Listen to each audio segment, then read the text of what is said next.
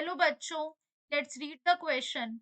Assertion is saying number of subshell in a shell is equal to the number of shell. Reason according to Summerfield, n by k is equals to length of major axis upon length of minor axis. In this question, the key concept is subshell in an atom.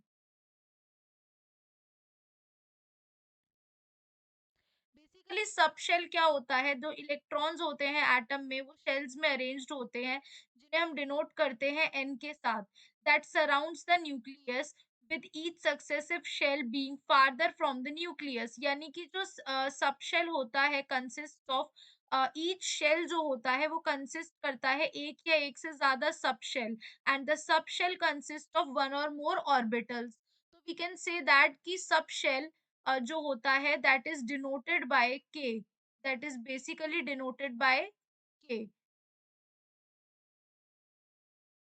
The K, and these are around the shell, and ये जो होते हैं ये shells के around होते हैं which are denoted by N. तो we can say अगर हमें पता है दैट हमारा जो एन है, एन अगर हमारा कितना है, अगर हम ये कह दें कि हमारा एन जो है वो 4 है, वी कैन से के की जो वैल्यू होती है वो 1 टू n कितनी भी हो सकती है, बट के कभी भी 0 नहीं हो सकता।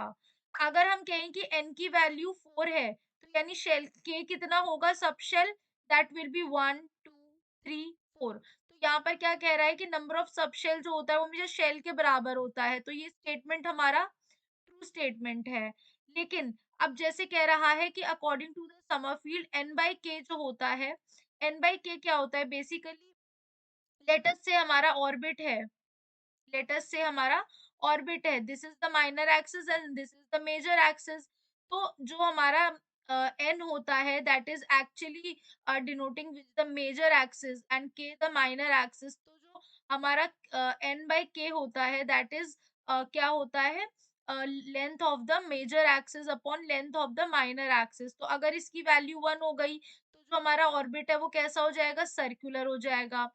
तो इसकी जो वैल्यू होती है ना, वो के कभी 0 क्यों नहीं होता है, क्योंकि फिर ये इनफाइनाइट हो जाएगा जो पॉसिबल नहीं हो पाएगा, यानी कि जो रीज़न है वो भी हमारा करेक्ट है। तो we can say that the correct answer is option number A, therefore A will be the right answer to the given question. Hope you guys understand. Thank you.